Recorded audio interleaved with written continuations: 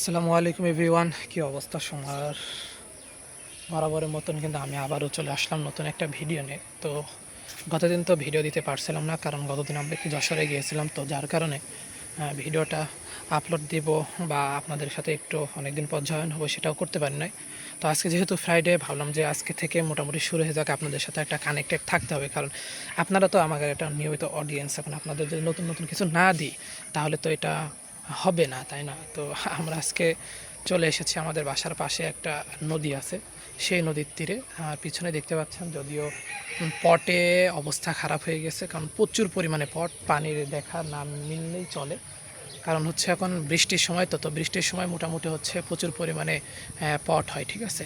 তো আমার পাশে দুইটা ঐতিহ্যবাহী জিনিস আছে। একটা আমাদের যে নদী, এটা হচ্ছে নবগঙ্গা নদী, ঝিনাইদহের অন্যতম একটা ফেমাস নদী বলা যায়। আর পিছনে কিন্তু আর একটা ব্রিজ দেখতে পাচ্ছেন, এটাও কিন্তু ধোপাঘাটা পুরাতন ব্রিজ বলে। আর ওই সাইডে আর একটা ব্রিজ আছে, ওটাকে নতুন ব্রিজ বলে। তা এই যে ব্রিজটা দেখতে পাচ্ছেন, এই ব্রিজটা কিন্তু হচ্ছে ব্রিটিশরা তৈরি করেছিল। তো ওই ব্রিটিশদের তৈরি করা যে ব্রিজ সম্পর্কেও কিন্তু আমি একসময় আপনাদেরকে বলবো, ঠিক আছে। তো আগে এই নবগঙ্গা নদী নিয়ে একটু গবেষণা করা যাক, চলুন। ওকে, তো এভরিওয়ান, প্রথমত আজকের ওয়েদারটা কিন্তু অনেক সুন্দর, আপনারা দেখতেই পাচ্ছেন।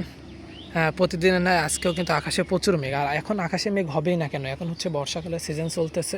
তো এখন তো সবসময় বৃষ্টি হবে। গতকালকে আমরা যশোর থেকে আসার সময় প্রচুর বৃষ্টি হচ্ছিল।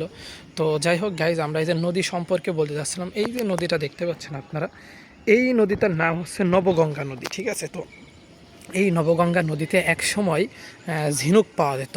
বিভিন্ন দূরদূরান্ত থেকে লোকজন আসতো, যারা কিন্তু ঝিনুকের আশায় আসতো, কারণ এখানে প্রচুর পরিমাণে ঝিনুক পাওয়া যায়। তো ঝিনুকের মাধ্যমে তারও অনেক কিছু উৎপাদন করা যেত, যার কারণে এই এলাকায় এক সময় লোকে লোকারঞ্জন ছিল। তো এই ঝিনুক থেকে মূলত কিন্তু ঝিনাইদহ জেলার নামকরণ করা হয়েছে। আপনারা দেখতে পাচ্ছেন, এই হচ্ছে সেই নদীটা। একটু পানি যদি থাকতো তাহলে আপনাদেরকে আর একটু স্পষ্টভাবে কিন্তু আমি দেখাতে পারতাম যে এইটাই হচ্ছে সেই নদী। হ্যাঁ, এটাই হচ্ছে সেই নদী। আর তাছাড়া এখন বর্তমানে নদীর পাশে হচ্ছে প্রচুর পরিমাণে গাছপালা হয়ে গিয়েছে।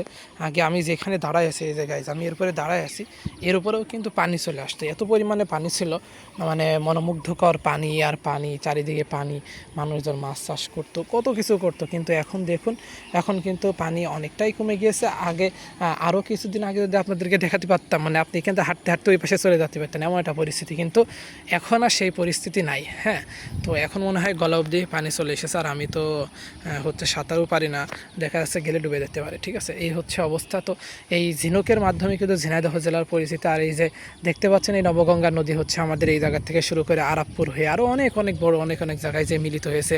তারপরে কুষ্টিয়া, গড়াই নদী, সব জায়গায় কিন্তু মিলিত হয়েছে নবগঙ্গা নদী। হ্যাঁ, আপনারা দেখতেই পাচ্ছেন, ওই যে ওইদিকে চলে গিয়েছে।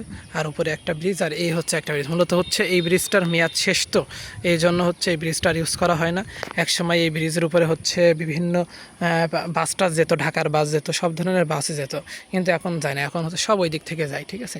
আর এইদিকে আমরা রাত্রেবেলা হলে একটু আর কি আড্ডা দুষ্টামি করতে কিন্তু এই ব্রিজের উপরে চলে আসি।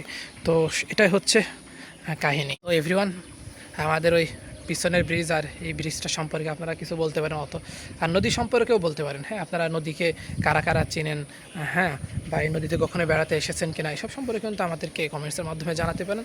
তো ভিডিওটা আজকে এই পর্যন্তই, কেমন লাগলো অবশ্যই কিন্তু কমেন্টসের মাধ্যমে জানাবেন। হ্যাঁ, সবাই ভালো থাকবেন, সুস্থ থাকবেন, দেখা হবে নতুন ভিডিওতে। আল্লাহ হাফেজ।